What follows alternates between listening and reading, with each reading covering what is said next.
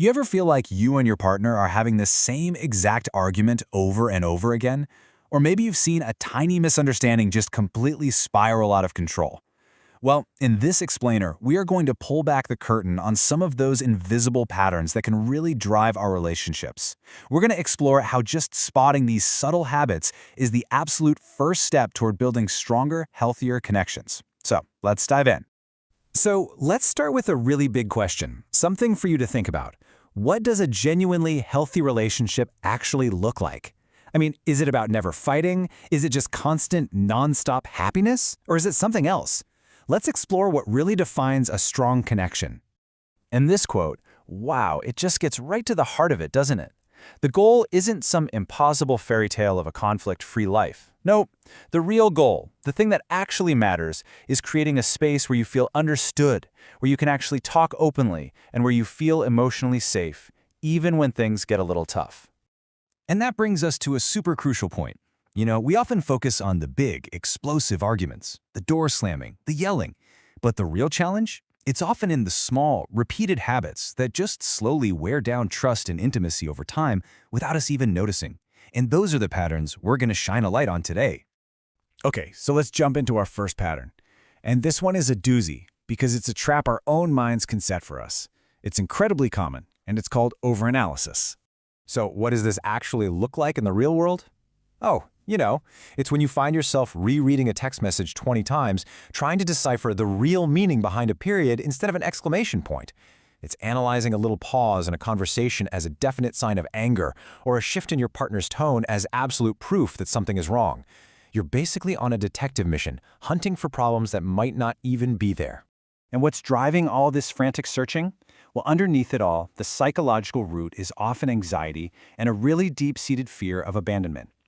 The mind is trying to protect itself, right? It's looking for threats. But in doing that, it ends up creating these whole narratives of suspicion that might be completely fictional. The difference here is just night and day. On one side, you have this endless cycle of overanalysis that leads to constant suspicion and, frankly, emotional exhaustion. It's draining. But the alternative isn't just not being stressed. It's the active presence of genuine comfort and trust. It's being able to just breathe. All right, let's move on to our next section, which covers two patterns that are really connected. This is all about how we create distance in our relationships, sometimes on purpose, sometimes not, through emotional walls and painful silence. Now, we hear a lot about how important boundaries are, and believe me, they are absolutely crucial. But there's a line. See, healthy boundaries protect your sense of self while still allowing for connection. Toxic boundaries, on the other hand, they become these rigid emotional walls.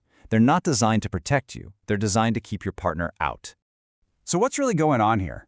A lot of the time, the root is just avoidance. It's a fear of having those vulnerable, maybe messy, difficult conversations. So instead of talking it out, a wall goes up.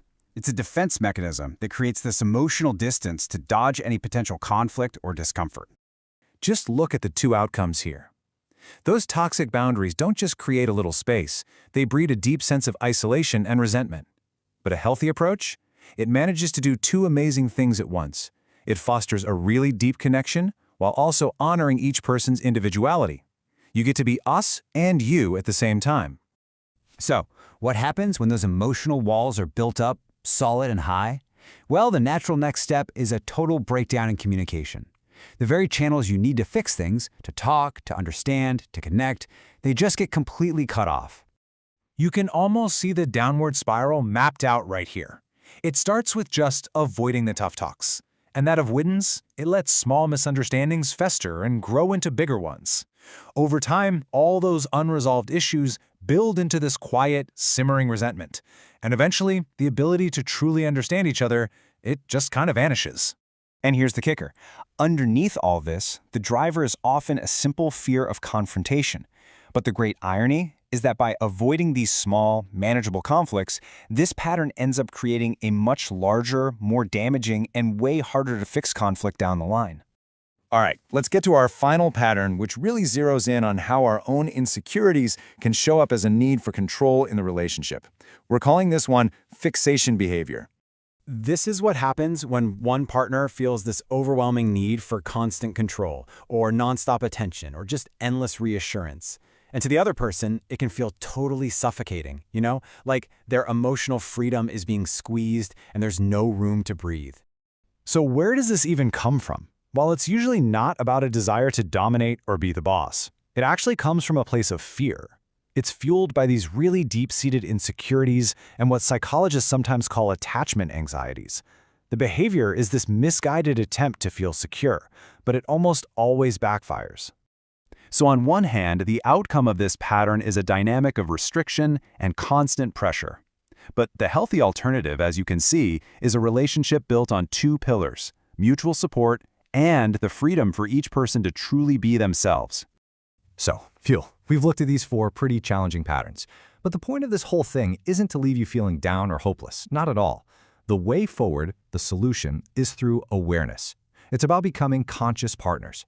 And this is so important. If any of these patterns resonated with you, the goal is not to start assigning blame to yourself or your partner.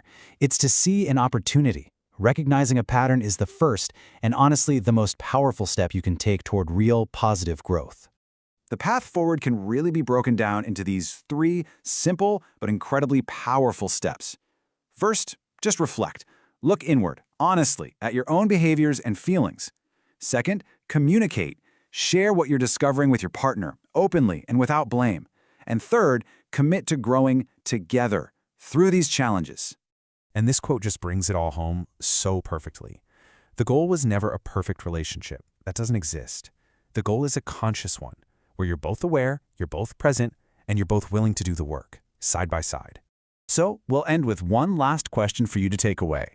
After seeing these patterns laid out like this, which one, if any, will you make an effort to become just a little more conscious of in your own life, in your own relationships? Because that answer, that's where the real work and the real magic begins.